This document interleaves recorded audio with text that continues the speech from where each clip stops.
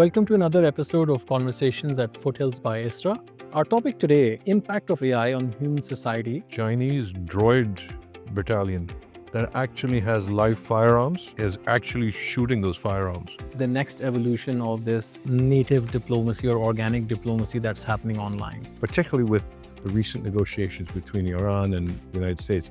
Pakistan's coming forward as a state that believes in freedom. We are a competent workforce. Do you think that sentiment holds true from the global lens, that we are mischaracterized or labeled as inexpensive or cheap labor? Frankly, I think Pakistan's got a PR problem. Clearly, it's about the country promoting itself. You spoke about robotics and you spoke about arming droids and doing all of those things. The era of tank warfare is actually right at its tip of dying out, right? Someone needs to come in and bring those UAVs in, interceptors in, UAVs in. We've already demonstrated localized systems that work well. Right. I really think we should commercialize it. Is AI generally a positive contributor in the short term or a negative contributor? Just by having your own LLM doesn't mean your information is not being extracted or compromised in other ways.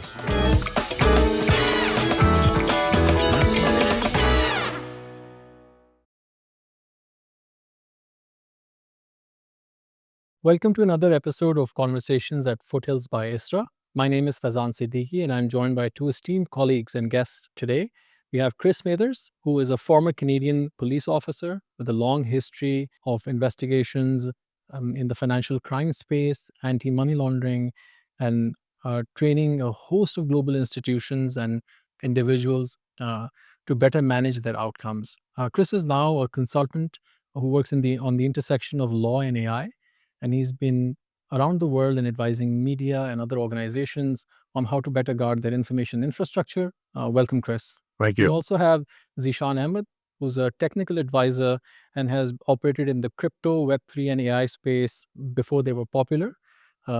He's also somebody who's operated and worked in turnarounds at the intersection of commercial and industrial operations. He also joins us today with his unique blend of perspectives and experiences. Our topic today is an interesting one. It's essentially on the impact of AI on human society. And what we try to explore are themes around diplomacy, military, economy, crypto, and security, both national security, geopolitical security, and national security. The way I'd like to engage on this is to ask questions almost in a rapid fire sort of format so that we get better engagement, that we don't get a lot of time to think about these things. So we really understand what's on your mind as opposed to us relying on our intelligence to answer things around AI. So the first thing, and it's open to both. You guys can take turns how you'd like to do it. Look, AI is all the rage right now, right? Everybody knows AI is out there. And we are part of the human society that AI is impacting. What do you think is the one thing that we are presently getting wrong about AI? Because everybody wants to talk about what we're getting right. I actually want to start on the other side of the equation and get your perspectives on what we're getting wrong on AI. Chris, if we start with you. I think one of the big problems is that we're looking at it like something we're going to be able to manage going forward. And I think that the space between human beings and AI is going to increase significantly in the next little while, where it's just going to be something else we have to deal with, an entity unto itself. It's great. Zeeshan? I'll go to a fundamental thing that happens very often when I'm speaking in public spaces. I think the classification of AI needs to be far more clearer, because when we say AI, largely to the masses, that's just LLMs. No one's talking about agentic AI. No one's talking about robotics. No one's talking about the hardware. And I think the thing we're getting wrong is that we're not classifying it enough for people to know what it is and how do you use it as a larger ecosystem. So do you think that before we get into the debate of how is AI impacting sort of human society, the right debate to have is what actually is AI, right? And what type of AI are we actually looking at? Do you think that Zeeshan was right when he said, this convergence, particularly with robotics, of AI and robotics, that's going to be the next big thing. Next universal thing. Yeah, we can see it coming out now with all of the robotics, Elon's new robot and a few others. I don't know if you saw, it's doing a lot around social media. The Chinese droid battalion that actually has live firearms is actually shooting those firearms, right? That from a That's military encouraging for perspective, humanity. yeah. So, From Chris, based on your law enforcement background, right? I mean, now you look at we've gone from manually doing stakeouts to intelligence gathering to now sort of outsourcing our execution to droids, right? How do you feel that impacts humanity in the sense that we now have a machine that has a kill no kill switch, and somebody has empowered it to take the decision? Well, I think that it's obvious on the financial crime side that organized criminal groups are using AI to further their goals. I don't think it's a big leap to say that they're going to start using robotics controlled by AI. Why rob the bank yourself when you can send a robot to rob the bank or drill a hole and crack a safe? And what's sort of the most interesting use of AI now that we're on the subject by criminal organizations and others that you intercept on a daily basis that you've seen that has pushed you back and said, allowed you to say, wow, I wasn't expecting this, or this is a transformational leap by sort of organized crime? Clearly, the use of deepfakes, both voice cloning and creating the videos. There's been a number of recent cases where that's been used to perpetrate some significant frauds. I'm not saying it's something that we weren't expecting. I think you expect anything and everything, but the degree with which it's been sophisticated in such a short period of time has been rather staggering. Also, the fact that nation states are using it themselves to, if you want to call them rogue nation states, to as a source of hard currency. Right. So, if I'm to read that correctly, they're leveraging AI towards new economic gains, right? And that brings us to the point where human society, whether we like it or not, is going to be impacted by rogue states and others who will find economic opportunity in using AI. Zishan, based on your experience, with Web3 and emerging technologies, do you think the threat of AI is larger than the opportunity for a country like Pakistan? Not at all. Not at all, right? I think it's one of those things that gets repeated often enough is the youth pulse that we have. And you can see the positive impact of that LLM classification of robotics, AI itself, than the threat part of it, right? We see it in terms of our foreign direct investment.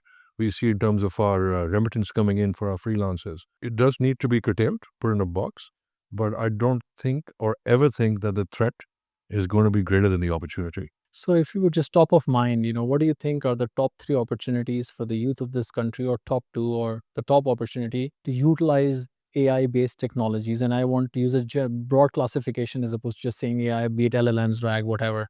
I'll give you anecdotal answers that are representative of what these changes are. So there's a gentleman I was mentoring, and he was operating in the freelance space.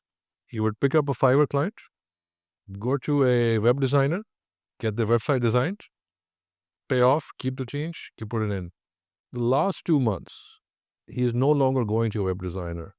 He's doing it on Codex, he's doing it on Claude, getting the work done, and he's increased his list of services to translations and content writing without ever adding another individual into his bucket. And from a freelancer, he's turned into a small SME operator in the space with a list of services So, he's essentially productized his own service by using AI and automated it to make more money, essentially. without any further dependence on another human being at this point in time. Hence, they're prioritizing their own sort of skill set. Great. So, Chris, you've now been in Pakistan, you've been interacting with a host of individuals. Um, what is your sort of immediate, if I was to again pose a similar question, the top three things that in your interactions with meeting folks in Pakistan present an opportunity for the youth or the emerging middle class in this country when it comes to AI? Where should we direct our sort of energies? I think the advantage that Pakistan has is the demographic. So many young people, so many people under 30, because they're the ones that are not afraid of the technology. Some of the our older colleagues have a problem with technology, and some of them are luddites, and some of them are just lazy. But the young people, they embrace it, and I think that of all things is the most promising aspect of it. Plus the fact that Pakistan is placing itself now, particularly with the recent negotiations between Iran and the United States. Pakistan's coming forward as a state that believes in freedom, believes in the rule of law. The light is shining on this country, like it or not. Right. So keeping that thread sort of live, in terms of diplomacy and geopolitical things that are happening, um, a lot has changed on how perceptions have been shaped. Right. If you look at the Lego videos that came out of Iran, for instance, or the social media narratives that have come out of the Pakistani youth on Twitter and other platforms, they've been vastly organic and mostly native. Right. So to your point that the light is shining, we've got to figure out a way on how to amplify that. Zishan, sort of in your view, uh, what do you believe is the next evolution of this native diplomacy or organic diplomacy that's happening online? So I have a view on this, something I've propagated very strongly. This diplomacy is to, if I was to look after it, is to channel it towards employment, right? We have the right skill set, the right kind of technology. We've got the right sort of remittance corridors in the region, in the Middle East. This sort of talent should now be used as an export FDI inward opportunity to give the services for other countries. So you're saying productize sort of this national sentiment that went live online, that happened organically and natively, to put some structure around it and almost It create represents a skill set, right? yeah, take that skill set and sort of productize it. This skill set is in massive demand. Right. That's one way to look at it. I think it presents an export opportunity that we perhaps have not looked at in the past because it just emerged as a consequence of the geopolitical things that are happening today. Yeah, and I think our traditional human export opportunities are shrinking, right? Those jobs are now being replaced by technology, but it's also creating these jobs in the same place, in the sentiment space. Right. So again, switching gears slightly, Chris, coming over to you, you've now witnessed bits and pieces of the economy, how they function on the ground. You obviously had a view, whatever that may have been, before coming to Pakistan, and now you've interacted with, you know, people who are fairly young to people who are fairly established. If you were to give economic advice to Pakistan or Pakistani policymakers who are either fearing AI's impact or who are ready to embrace AI's impact, what would you tell them to do in terms of facilitating economic growth in Pakistan from the lens of an outsider or a foreigner who's come to Pakistan for the first One time? word: education. Educating young people, turning the country into a center of excellence for the development of, whether it's more AI development or just general technological development. The country is so rich in population, so rich in people, and has a very well-defined and structured educational system. I think that's what has to be focused on. Create a country that, unlike others, create a country that is technologically advanced and it is still in touch with its roots as a nation. Right. Great. Thank you for that. Um, in terms of where society is headed, right? So we have Chris's view, who's taking a look from the outside in. Zishan, I'd like your view from the inside out, right? So whilst we may have this talent that has generationally been capped in a way that they didn't have this economic opportunity because the geopolitical tides have now turned in a certain way, so they're rising to the occasion. But that can't be the only thing that is export ready, right? That particular skill. So if you were looking at the global development and where it's headed in the space of AI, um, what would be your, two wishes or three wishes in terms of our policymakers that we should be doing to capitalize on what's happening outside of Pakistan? I think the first foremost wish is to remove the stigma from our workforce as cheap labor. That's got to go. We are a competent workforce. We are a workforce that's efficient, effective in all the ways that economies Need look them at. to be. Yeah, that's the kind of labeling that I would ask our policymakers to work towards. So if I can pause you there for a second, Chris, do you think that that sentiment holds true from the global lens that Pakistan is looked at from your vast experience in working in the Middle East, in the global South, and the rest of the world, that we are mischaracterized or labeled as formerly, um, as inexpensive or cheap labor? I think, frankly, I think Pakistan's got a PR problem. If you talk to people around the world, their perception of the country is hardly accurate and doesn't do the country any good. But in order for the world to understand what Pakistan's all about, you need a concerted effort by government to, to fly your flag, blow your own horn around the world. Yes, is labor cheaper here? Yes, but it's not forever. Right. And the world is shrinking, at least as far as technology is shrinking the world.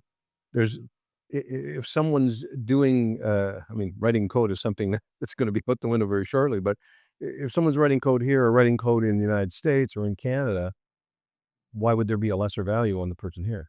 It either works or it does not. Right. But clearly, it's about the country promoting itself.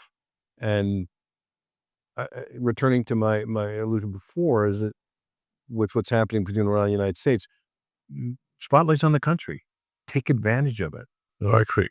Right. So in terms of taking advantage, right, you have a global perspective. You worked with both organized crime and defeating it, and sort of staying ahead of it. So to sort of zoom into staying ahead of organized crime, right? That also poses a certain type of skill set that you require.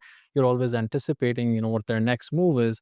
I think AI is similar, right? We didn't know how things looked 60 days ago. We don't know how they will look like 60 days from today.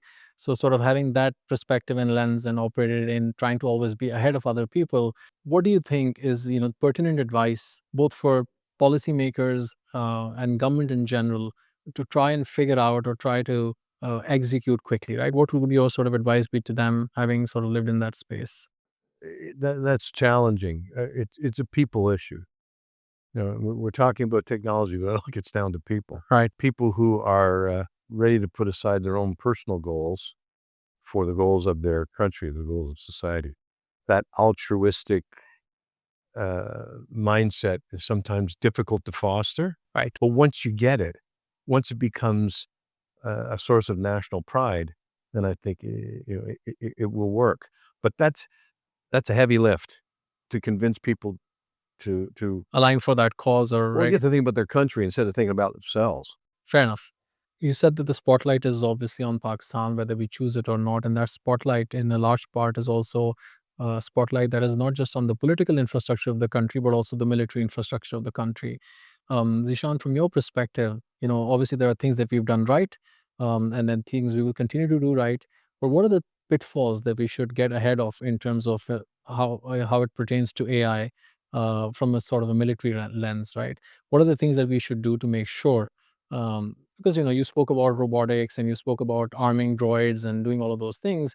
Obviously you have a view on the matter, so what are the things that we should Uh, I'll have to dig deep on this one because the kind of whatever little work I'm privy to, I've looked into, I sincerely think we're actually ahead of the curve. And I'll break it down, right? There is hardware, there is software that runs that hardware, and then there's some intelligence and decision making that comes into that scope. I think we're actually at a point that we are so ahead of the curve that we can actually export this outwards. What we're not looking at is now the systems and integrations that have proven their mettle on occasions. right. They now need to have a commercial angle and create money for the country. So what you're suggesting is there needs to be better narrative building and storytelling around how we stitch the technology by having sort of a man in the middle or that decision making process that utilized the operating system, the hardware, and executed it together. We built the hardware, we built the software, and then we kind of battle tested it for cliche, So right? all of that needs to be in a package that needs to be It's economical, right? Most large U.S. firms are actually military contractors, right? right. What stops us, or what stops HIT or POF or even NASTAP to become as big as General Dynamics or Lockheed Martin? Right. So promote sort of an inward-looking national infrastructure built on the hardware side, software side, and then combine it and make it export ready because you already have the talent. And this is going to be a huge market given how the world is operating.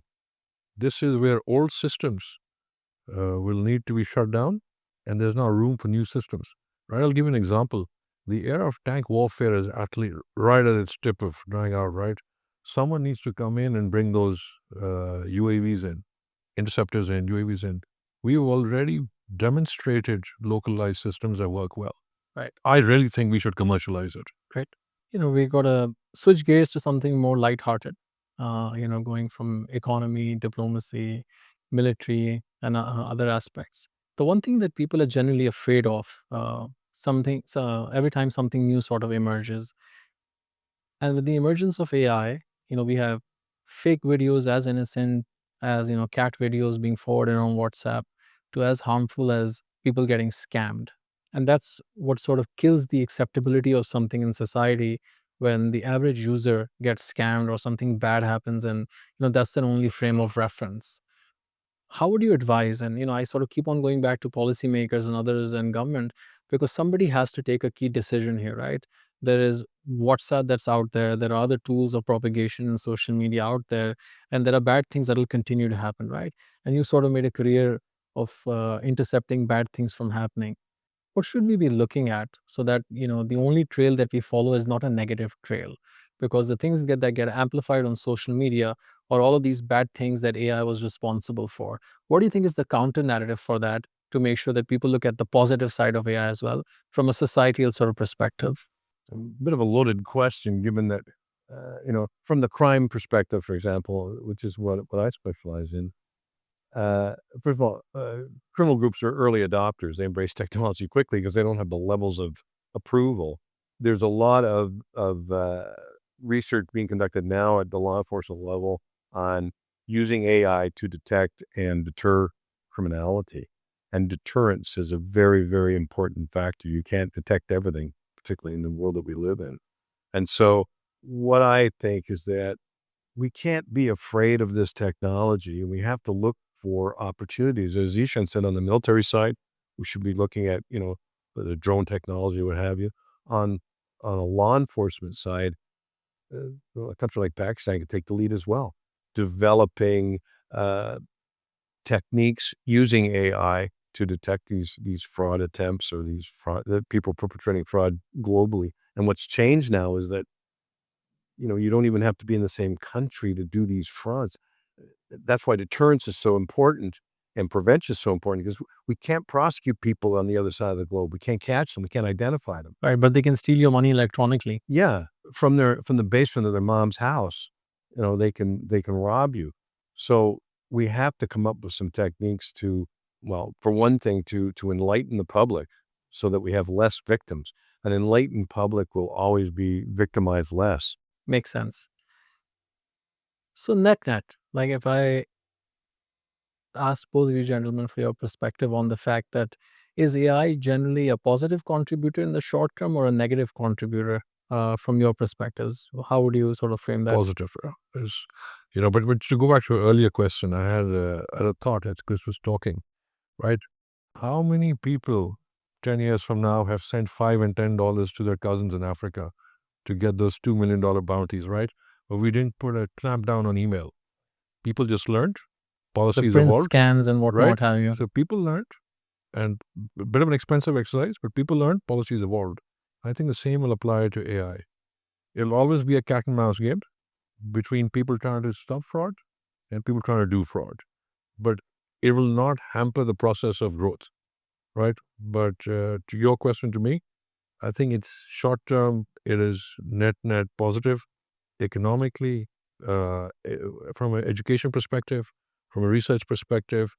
Uh, the good outweighs the bad tremendously. Right? And to enable the good, right? Obviously, there are issues around having sovereign compute, having sovereign infrastructure. If you could shed some light or some thoughts on, how imperative is it for us to have those sort of things aligned? Yeah, I'm going to give you a very outlier view on this. As much as I hear this so often about having sovereign compute, just by having your own LLM doesn't mean your information is not being extracted or compromised in other ways. You're still sitting on Gmail. You're still using Chinese hardware. So whoever wants in on that information will usually find a way in or out. So I don't think that we should really overthink the So we should have process. broader acceptability and at least get started in executing our journey towards AI, as opposed to thinking about policing it more. Yeah, get on the bandwagon, right? And then you figure out as you go, right? It shouldn't be a reason to not get into it. If the development of AI, as some people have said, is as significant as the discovery of fire, which I really think it is, look at it like fire. Fire burns buildings down, but without it, There's There's no no heat. barbecue. we're not having anything. So it's going to develop. It's going to move forward. Human beings will always survive, and they'll always surmount these impediments to their survival. And this is just one more thing. Great. It's like chartered accountants survive the calculator, right? Right. So I think So, we'll survive yeah. it. Yeah, and phones sort of, jumped from landlines to cell phones, and now we can't live without them, right? It's a general evolution. The advice for people, I think, and I say it all the time, is, the adage used to be, believe none of what you hear and half of what you see. Now, don't believe what you see either, because it's all contrived. Well, gentlemen, thank you so much for your time. It's been a pleasure having you here. Thank you. Thank you, Faizan. It has been a great pleasure to host Chris and Zeeshan in this wonderful conversation. We look forward to having more sessions and bringing more content to you in the next episodes of Conversations at the Foothills by Isra.